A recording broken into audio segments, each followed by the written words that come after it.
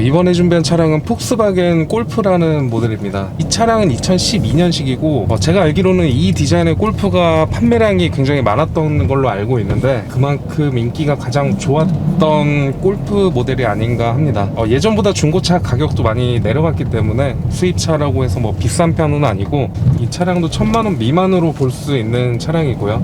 이동 거리가 많다면 이렇게 TDI 모델로 타시는 걸 추천을 드립니다. 그 이유는 이제 연비에서 있는데 연비가 10km 중후반 정도 나오는 걸로 알고 있고요. 잘만 탄다 그러면 20km까지도 나온다고 하는데 그만큼 연비 면에서 장점이 있는 차량입니다. 이 차량 말고도 전에 폭스바겐 폴로나 제타 이런 차들을 소개시켜 드릴 때도 연비가 굉장히 좋다고 말씀을 드렸는데 골프도 연비가 굉장히 좋은 모델이고요. 제타, 폴로보다는 한 단계 더 윗급이라고 보시면 될 것 같습니다. 차량 크기도 약간 더 큰 편이고요. 하지만 그렇게 크지는 않고 국내 차로 비교한다면 i30 정도가 될 것 같습니다. 내부 크기는 i30, 아반떼 이런 국내에서 나오는 준중형 차랑 비슷하다고 보시면 될 것 같고요. 개인적으로 골프의 장점은 연비에도 있지만 주행성에 있다고 생각합니다. 이 정도와 비슷한 금액대 차들과 비교를 해보면 고속주행에서 엄청나게 차이가 난다는 것을 알 수 있고요. 그만큼 저렴하면서도 연비가 좋고 고속주행까지 안정감이 좋은 모델이라고 보시면 될 것 같고요. 악셀을 이렇게 밟았을 때도 엄청 잘 나가죠. 이게 그냥 스포츠 모드 이런 게 아니고 그냥 D드라이브에 놓고 달리는 건데 엄청 잘 나가고, 그리고 주행을 했을 때는 디젤 소리가 그렇게 거슬리지도 않고요.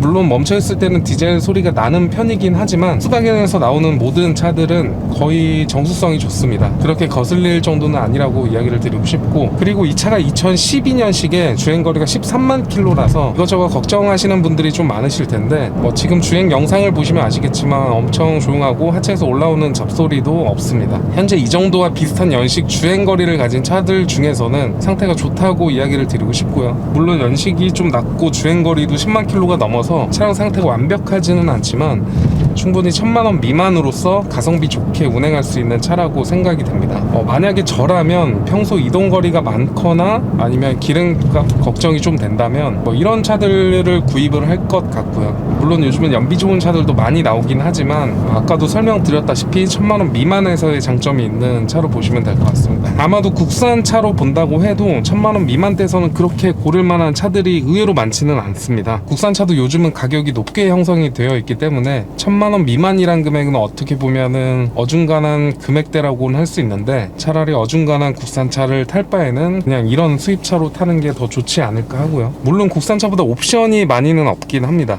그냥 기본적인 ABS, 에어백 이런 식으로 안전성이 기능하고 최소한의 옵션만 넣어놨고요. 하지만 이 윈도우는 모두 오토로 작동이 돼서 이런 부분은 참 편리한 것 같습니다. 폭스바겐 골프 2 모델은 원래 가죽 시트로 되어 나오지 않습니다. 일반 천으로 되어 나오는데 차량 실내를 보면 가죽으로 되어 있는데요. 전 차주분이 가죽을 해놨고 그렇기 때문에 실내에서는 딱히 이렇게 정비할 필요 없이 그냥 이용을 하시면 될 것 같습니다. 연식하고 주행거리에 비해서도 사용감이 그렇게 많지는 않고요. 영상으로 보시면 아시겠지만 외관도 깔끔하고 실내도 깨끗한 편입니다. 그리고 그것보다 중요한 건 이제 주행 영상인데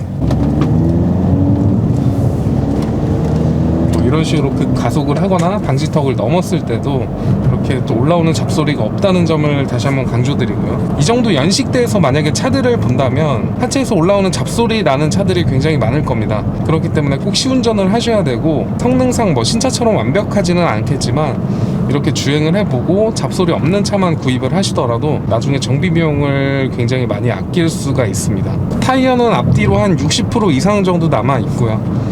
그렇기 때문에 한 1, 2년 정도 한 2만 킬로에서 3만 킬로 정도는 충분히 타지 않을까 이렇게 생각을 하고요. 나머지 브레이크 패드도 꽤 많이 남아있는 편입니다. 그렇기 때문에 당장에 정비해야 할 내역은 없고 나중에 이제 벨트 소리가 나면 타이밍 벨트를 교체를 해야 되는데 금액이 한 30만원에서 40만원 정도 합니다.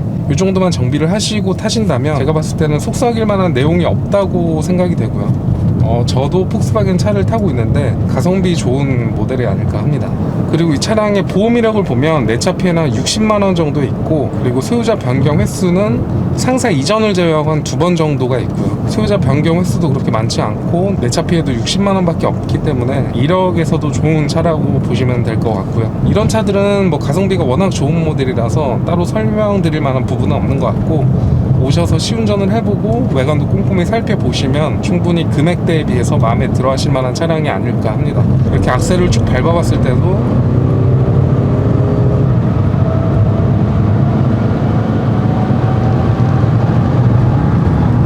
기어 변속도 좋고요. 그리고 이렇게 약간 오르막에서도 뭐 100km, 120km까지는 충분히 나갑니다. 이 차를 운행을 해보시면 답답하다는 느낌은 전혀 받지 않으실 거고요. 초반에도 설명을 드렸다시피 연비도 웬만한 경차보다 좋고, 그리고 이렇게 달렸을 때 이렇게 고속 안정성까지 좋다 보니까 장거리를 많이 운행을 하시는 분들에게 추천을 드리고 싶은 차량이고요. 끝으로 이 차는 국민참여매단지 공항점에 전시가 되어 있고, 나머지 다른 궁금한 사항이 있으면 전화나 문자 주시면 친절하게 상담을 해드리도록 하겠습니다.